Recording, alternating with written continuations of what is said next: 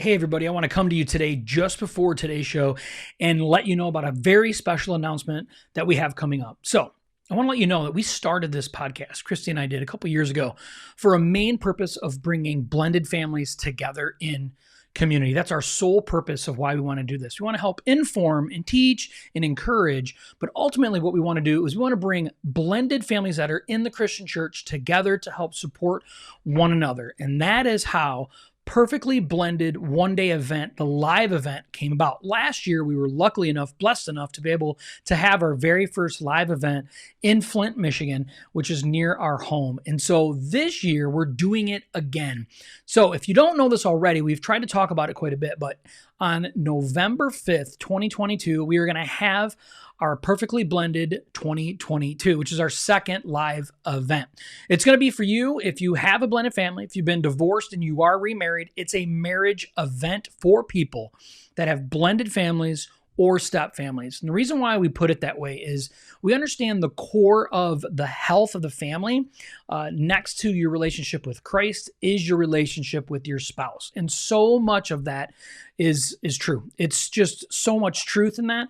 And so we have a whole full day event that we want to help encourage, teach, and just, bring community together. And that's what this day is for. It's a full day event, right? So it's from 9 a.m. to 4 p.m. There's going to be guest speakers. We're going to have breakout groups. We're going to have a panel discussion, which is going to be a fun twist to that. We're going to have lunch provided. It is $10 a couple to come, but if you're listening to this and you haven't got your tickets yet, we want to make sure that you have an opportunity to come at no cost to you. So if you go to joshandkristy.com today, you can enter promo code CHURCH during checkout. So CHURCH, you can put that promo code in and you can get 2 free tickets to come to this event. It's completely free. You're going to get more than just an amazing time. Okay, you're going to get a book that's going to be a workbook that's going to be full of awesome stuff that you can take notes on. You're going to get some swag that's going to go along with it. You're going to have an opportunity to win. That's right. If you come and you show up and you are present, you can win a grand prize worth over $750 just for showing up. So I'm going to encourage you to do that. So you can go to joshandkristy.com. I'll make sure to include the link so you can do that today. So if you're hearing this and it's not November 5th, it is not too late to register. If you have any questions, please make sure you let us know. You can email us or you can direct message us on social media. We look forward to seeing you that day. What is up, everybody? Welcome to the Perfectly Blended podcast. On today's episode, you'd never guess it, we have another incredible interview. This is somebody that I can tell you right now you're going to want to listen to because we've never had anybody like this on before. And when is that coming up? Right now.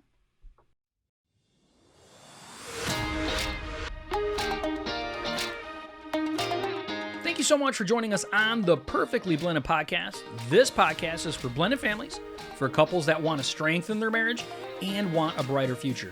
Perfectly Blended exists to break the stigma of divorce, drop the shame and guilt holding you back, and equip marriages to thrive instead of just survive. We believe all that is possible in this life is based on the power of Jesus Christ and His ability to restore us fully. Let's dive in. Yes, are you ready to dive in? I am one of your hosts, Josh, here with the always Miss Gorgeous Miss Kristy. Baby, how are you? I'm excellent. She is excellent with an excellent alarm going off right now. Okay, but hey, let's just be honest, right? That's how things happen. So we want to introduce an amazing guest that we have today. She is awesome. Her name is Reneé Rodriguez, and I want to tell you a little bit about who she is before we jump on. Reneé is someone who has been through her own forensic evaluation in a custody battle. That's right, custody. Used her years of expertise and quick understanding and assessment to create a superbly organized body of evidence using categorized templates to provide documentation, which helped the court get a clear picture of the tenor of the co-parenting relationship she was in. Out of this, she has now created amazing templates and workshops she offers on her website, which is bestfootforwardllc.com, and there's so much more. Without further ado, let's introduce and bring on Reneé. All right, everybody, I'd like to personally welcome Reneé to the show. Reneé, welcome. Thanks. Yeah, you're welcome. There's a whole bunch going on right now, especially, when it comes to blended families, when it comes to divorce. Unfortunately, you understand, how high the divorce rates are.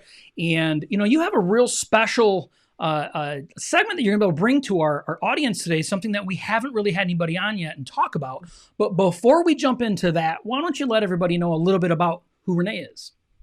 Oh, sure. A little bit about me. I've actually lived in, I think, almost every major area of the United States. I grew up in the Midwest. My childhood was in Ohio, where I played outside whenever I wasn't in school. I participated in church activities and took on service roles, the exact kind of childhood you want, right? Yeah.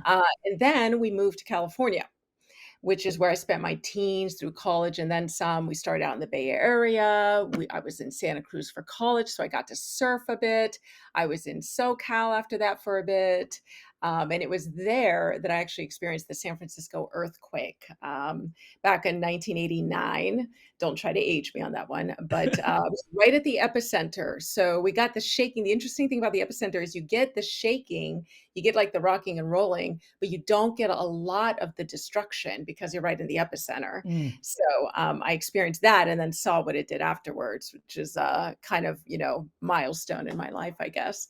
But after that, I did a bunch of traveling all around the United States, and I ended up in New York City for almost 20 years. And there, I started working in a lot of strategy departments and firms, and I served as on the board of a lot of nonprofits, and that's where I met my son's dad. So I got to experience all these areas. I've swum in both the Pacific and the Atlantic Oceans, all throughout. Someone who loves dance and yoga. And ultimately, where I've landed is that I have the best little 9-year-old boy in the world. Might be biased. That's Yeah, awesome. for sure. Just a tad bit biased. Yeah. Yeah, that's great. That's great. So tell us how, after all of that, how and why you became an expert in child custody. Sure. Yes. So I had ended up, as I mentioned, meeting my son's dad, Mhm. and at first it was a very, very doting relationship. It was doting. It was attentive. It was a dream. Like on the same page about everything. Told me he loved me quickly. Wanted to move in right away. And after a couple years, we had our son. And just pretty much right after I found out I was pregnant, there was a real switch in the relationship. It was very, very Dr. Jekyll, Mr. Hyde. Mm. And the person who I had been dating seemed to have disappeared completely, right? But in public, I saw that person, but behind closed doors, I didn't. And about 5 months after my son was born, I ended up calling the domestic violence hotline and saying, "Hey, I've got the weirdest things. He says this, he says that, he does this, he does that." And they were finishing my sentences. And I was kind of like, I don't, is this? And they said, "This is abuse. It's emotional, it's psychological abuse." And my question had been, what do I say? How do I leave? And they were all kind of like, based on everything you're telling us, you need to just go. So I left and then went through the process that a lot of abuse victims then go through, or anybody going through the family court system, which is to say, trying to find a lawyer, trying to figure it out, not knowing anything about it. Mhm. So as I was going through it and trying to figure out how do you show the court that the amazing, wonderful, coiffed, gentle sounding man that is being presented to them is not the person I experienced. And I ended up with a good lawyer, but there was a gap. I felt like I needed more and I couldn't quite figure out what it was. And through the internet, I had found out that you could recover from emotional abuse and what that might be like. And in doing so, in those same circles, people talked about the coach that I ended up with, Tina Swithin. So Tina became my divorce coach. And when we got to the point where I had a custody evaluation, she said, "Look, this is not my niche. It's, not my wheelhouse when it comes to this type of thing. I know two people who do this. They're both pretty full, but I'll try to get you in." She couldn't. So she said, "Do your best." I leaned into my strategy background, and I put together some materials that I thought would work, that I thought would be useful. She took a look at them and she said, "My God, I've never seen anything like this. This is amazing. You've laid everything out so clearly. It's incredible." And she said, "You should become a divorce coach." To which I basically said, slow your roll. I got to get through this first. Yeah. Um, but she got my wheels turning, and a woman who was in recovery with me said, I've seen your stuff. You should absolutely become a divorce coach. Mm. And so that was sort of the beginning of that journey. Mm. Well, so if you don't mind me asking, so when you guys were first going through the divorce, were you employed and your ex-husband were employed at the same time, both working? So I was forced to go back to work because he chose to be underemployed. So he was sort of semi-employed. And I was fully employed. I had, of course, thanks to the domestic violence hotline, left. So I was a single mom on my own, um, just trying to figure it out. Right. So yeah, I was working, and it really took a toll on my job. I had a very high powered type of job, and it showed. And my boss basically said that I had sort of lost my edge, basically, and that maybe I wasn't equipped to do it anymore. And I learned later that it turns out that happens a lot when you have people who are going through an abusive court case. Yeah. Yeah. I asked because in a lot of situations, it's the husband. Like in our situation, Kristy and I's situation, Kristy's the breadwinner of the family. I am not. I've been a stay-at-home dad for 13 years, and so that's a very unique switch of events. So if for some reason, if we were going to use our situation to yours, it's interesting to hear how you were able to find resources. You were able to, stand up on your own feet and get out and make sure that you do that. And it sounds like you're just a very resourceful person, which I would assume is probably super helpful in your situation. Yes, I've always been very resourceful. So I don't think I would have really figured it out had I not had a friend come up to me a few weeks before to say, "I think you're being mentally abused," and I was basically like, "What is that?" And that's when I started doing research. And when I had the day that the straw broke the camel's back, and he was upset with me because his videos that he was trying to upload wouldn't upload, and it was my fault because he was researching something I'd had a question on. I ended up going online and kind of doing more research on that. That's when I found the domestic violence power wheel, which I now use quite a bit in my work. And I saw the phases of what I had been through, the love bombing, right? He was on the same page as me with everything. He knew everything about me. We were uh, our first few dates were at a Starbucks all night. We talked all night long, right? He was constantly emailing me. He was constantly texting me. He constantly had his eye on me, right? And then we went into control and isolation, and then it turned into abuse the minute I told him that I was pregnant. Uh, Um, and there are a lot of horror stories that are folded into that. A lot of things that almost sound like, well, somebody wouldn't actually do that. But that is what ends up happening with psychological abuse, is that the stories don't sound believable. They yeah. sound made up because they're so odd. They're so bizarre. Yeah. Yeah. Yeah. So what gave you the desire to start helping others then with custody issues? So one of the things that I had been doing on the side was I've always been a teacher and a trainer. And for a while I'd been a professor. So I've always been a teacher. Like when I was kids, we would play with our cousins, and they had this big chalkboard, and I was always playing teacher with them, and they were younger than me. So I've always been someone who's also been teaching. And I had been training people for a long time. And so making a switch over was easy because I'm a certified instructional designer. And what an instructional designer does, in case anybody in your audience isn't sure, because it's an odd sounding thing, is you learn how to teach people anything, even if you're not an expert in that area. Oh. So I know nothing about programming, but if I were to sit with a program and interview them with several hours, for several hours, I could absolutely create a curriculum that would teach them what they need people to know in order to use whatever they're creating. So I decided, you know what, I do want to take this thing that I've created, this sort of blueprint that I've created for this, and I want to start helping others. So I just started doing it. And then that same friend who was in recovery with me said, "Okay, now you got to actually start, making this your career. I think you need to not just be sort of doing it a little bit. I think you need to jump in."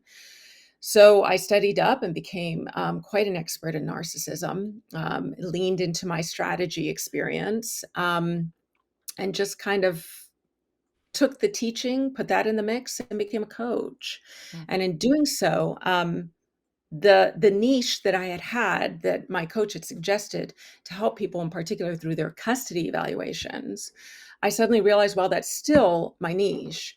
Um, the interesting thing about it is that everything that I teach people and that I help them with really applies to their entire case from start to finish. Yeah. So we realized that we would just help people do custody A to Z when they're up against, when they're in a very statistically, we've seen the gender bias, right? So they're in a system that is stacked against them, quite possibly. And plus, nobody takes family court 101 in college. So Yeah. people don't know what they're walking into. And so you expect it's like what you see on TV, right? And it's anything but. It's quite different. So people need to figure out how to navigate that and how to convince the court that that charming, wonderful person that's sitting over there is actually quite abusive behind closed doors, either emotionally, spiritually, or physically. Yeah. So when you so as a coach in your position, do you work in conjunction with an attorney? How does this work? Like, explain to us a little bit of the process on how that would work. Let's just say you have a friend of yours, a personal friend of yours, and they're getting ready to go through this. And how would you assist them in this? What would you suggest? Well, so we teach people how to partner more strongly with their lawyers. And in doing so, statistically, their chances of winning their case or getting the custody agreement they want really rises quite dramatically. So then the way that I work is that there's sort of three pillars to the custody blueprint that I put together. It's strategy, evidence, and mindset. So where do I come in with that?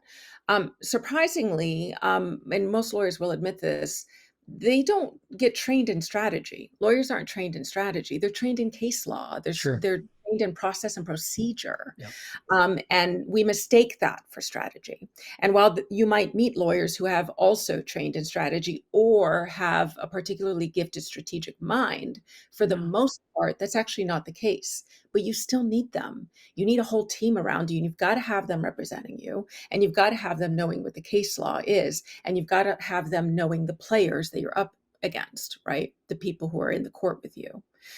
So we help with strategy because of my strategic background, right? The second pillar then, of course, is evidence. What a lot of people think is, I'm going to get all this evidence that I've got, all these text messages and emails and these nasty voicemails. I'm going to bring them in, I'm going to plunk them down, and then they're going to see what we're dealing with. Interestingly enough, that backfires.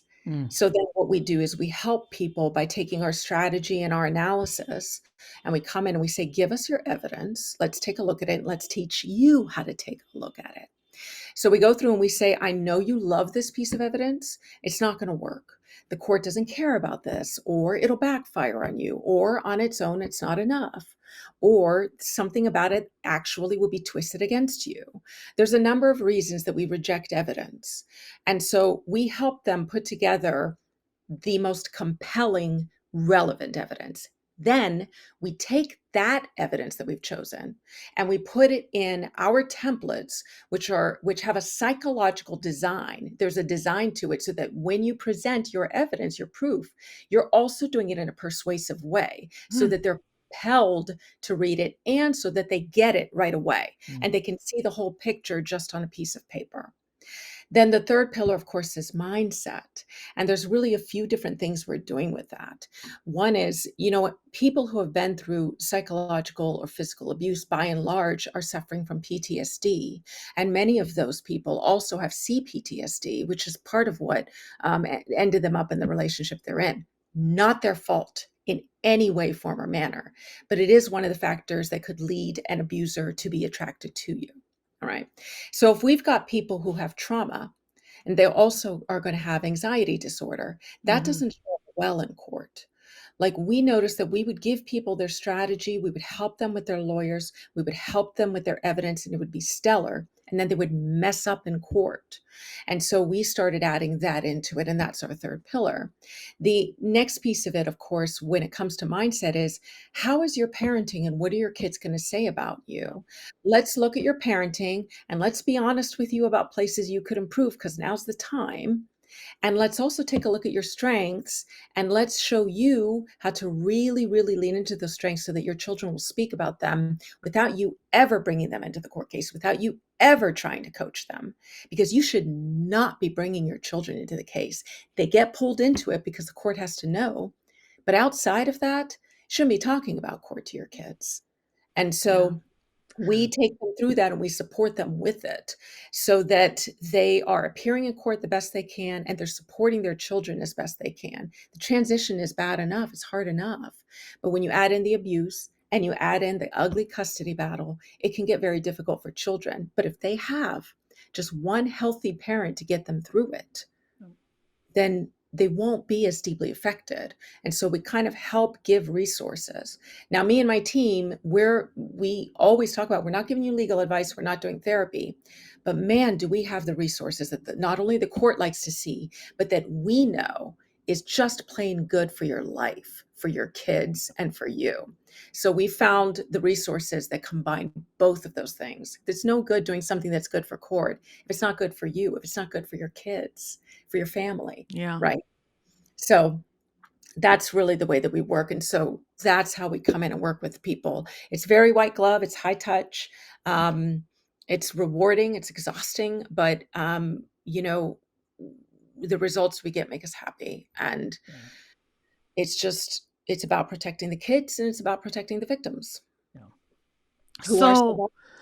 So we know a lot of, well, I shouldn't say a lot, but we know a handful of people that they're already divorced, let's just say, and then their ex continues to take them back to court for more things. And, the courts have the lawyers say you should only communicate with your ex through this one specific app, only talk to each other through that. So we'll do that, things like that. But if you have an ex that is a high conflict, the couple's already divorced, but now they're in another custody battle due to a high conflict or narcissistic ex. Do you guys also help couples that are in that too? Yeah, so we help with post-separation abuse. Part of what we do with people who are in a custody battle is put a couple of measures in place so that they have a lot more peace after the ink is dry on either a court order or agreement. Okay. But the number one reason we find when we get people who have already been through it and now they're back in it. Yeah. Like what you described, when we get those kinds of clients, the number one thing we notice right off the bat is that their court order or their agreement is not at all set up to be to have a narcissist or a high conflict co-parent. It just isn't. Yeah.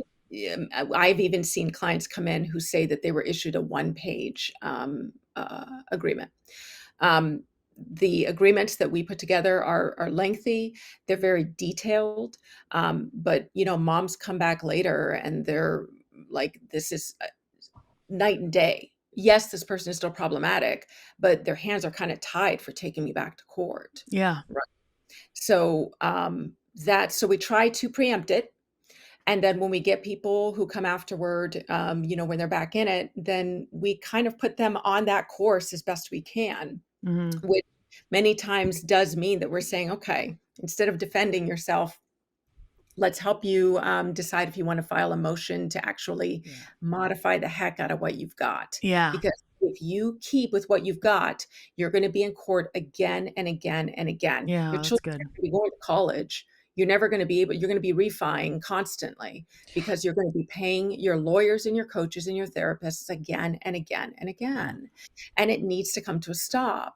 And so one of our templates is a settlement agreement that you can either use when you're in a settlement conference, or we teach people how to take that agreement to their lawyer and say, let's get this in front of the judge for when the time comes, because it's just got to be set up in a way to try to close all the loopholes and sort of the reinterpretations that come out. Yeah. Yeah. So, you're talking, and I can just completely relate to personally, to a lot of this stuff. And so, a lot of our audience really is ink dry, right? There is a lot of ink dry that Yeah. happens with our audience, and so we think to ourselves, at least from my standpoint as a guy, right? So, I felt like, I wasn't the irresponsible father, right? I was the responsible one, and she was the irresponsible one. But she was so high conflict, she would raise a stink, and it was constantly having to take her back to court and constantly do things. But what I like about this service that you offer is you give, it feels like you well equip, because you mentioned something early on that really resonated with me personally, is you mentioned something about attorneys and that they understand case law. But to be able to give me a strategy where I feel confident that I can actually do something about it, that's very different than saying, okay, pay me a bunch of money and we'll see what we can do. And that's very, very, very different. And so in my eyes, and I know in my wife's eyes, is how do you do these things though, and make sure that you try and keep the children not involved in it? Like you must encounter that quite a bit. Oh, all the time. Yeah. So, it would take me far too long to talk about some of the things that we do, but if I were to boil it down, um, from a almost case study perspective, we often find ourselves taking any given client and hearing, okay, what is it that you're hearing from the kids? What is it that's going on the other side? And we give them language for what to say to their kids, because I personally make sure that and my team is the same way. We do not believe in sugarcoating anything, because there's no reason. The court likes to see that you're collaborating and that you're not bad mouthing a very problematic co-parent, right? You don't have to badmouth them, but you also shouldn't be joining in gaslighting your children because that's the advice you're getting, Yeah. right? And so we teach them how to use language where they're validating what their children are experiencing, and they're understanding that what they're experiencing isn't okay, isn't normal, is a burden that they've got, but that they're okay people, right? Mm-hmm. And then the other piece of it is, how do you keep yourself from bad mouthing the other parent, especially when they've done or said something that just sends you into another room close to tears, or Yeah. makes you want to like squeeze a pillow so hard until your fingers are red, right? We also work with people to kind of say, okay, here's the types of things. It can be breathing, it can be mantra, it can be the stuff that I like to call hippy dippy because I'm kind of hippy dippy, Mm-hmm. but it is the kind of stuff, because what we're doing is we're looking at your parasympathetic and sympathetic nervous systems. And this kind of stuff actually contributes. And it feels like, well, no, this is just a custody battle. The custody battle is about you as a parent and what your kids are feeling and saying. And so it all kind of comes together, and that's how we support people who are going through that. And then we hit the books and we're kind of like, okay, in this template, what have we got? When you're looking for evidence, have you thought about this? Oh, no, I didn't think about that. Go look for this type of thing. We're going to use it. Bring this in front of your lawyer, see what you think. Yeah. So with all of the experience that you do have, what's the greatest advice, like the one thing that you could offer our audience that's struggling with custody issues right now, besides reaching out to you guys and hiring you guys? Preparation. Okay. You just hinted toward, your lawyer isn't going to give you the strategy. They're just case law. How do you get that confidence? The more prepared people feel, the more likely they are to go in and basically say, I've got this and I'm doing the right thing. Because when you're in a custody battle, sometimes you feel like you're not even doing the right thing, even though you know you're doing the best. That's true. So with the preparation, when you know what you're coming up against, what it's like to go back in and what that means, how it is that you can prepare it so that the judge is really seeing things as it's supposed to be, the GAL or minors counsel, whatever it's called in your jurisdiction, that you're able to really, really prepare, it'll give you that confidence. And in that preparation is one of the things that I do hate saying to my clients when their case is done is, don't stop documenting. You can't stop documenting. Yeah. You don't Okay. have to be vigilant. You don't even have to be vigilant, but you do have to be consistent, and you do have to compartmentalize. Just have your log, Write that nothing happened, that something happened, and let it go. Spend no more than 2 minutes doing so and move on, so that when you do go back to court, you're not unprepared and it's not he said, she said. It's, I thought this day might come, Your Honor. I have been somewhat prepared. Here's what I've got. And that preparation will make all the difference in the world. And most of that preparation is in the documentation and in having professionals behind you. Have your kids have therapists. Stay close to their people, their coaches and teachers, so that when you can lean on them just for community, but you also know that they'll speak to what's really going on when you're yanked back into court. Yeah. You know, the thing is that I love so much about this is that it's definitely helping protect the adult, but mostly it's centered around doing what's best for the child. And that's such an important thing. You know, it's easy to see, and it's all honesty, it's easy to see children as property, you know, and when we're going through something as ugly as a divorce, it's easy to see, but children are not. And let's be honest, when we get remarried, it's never the child's desire is to have a new step parent or a new parent. So you know, it's just an amazing thing to see that. So, but something I love too that I've noticed on your website is you guys do things virtual. So as we wrap this up, do us a little bit of a favor and give us a little idea of how our audience nationwide could get a hold of you and connect with you. Sure. You can go to thecustodyblueprint.com and you can see us there. On there, there's a free masterclass that you can just take, and that's going to give you a lot of information right there, and it might be enough. And then if you need us more, you can find us on there. For people who are kind of like, I've been through it, I get the A to Z, all I need is a little bit of this, that, and the other thing, then custodytemplates.com might be a spot to get some of that psychological design, those templates that I and my team have created for people who are just kind of like, all we're doing is we're going in for this. Here's what I need. Let me just find that. So custodyblueprint.com or custodytemplates.com for our digital shop.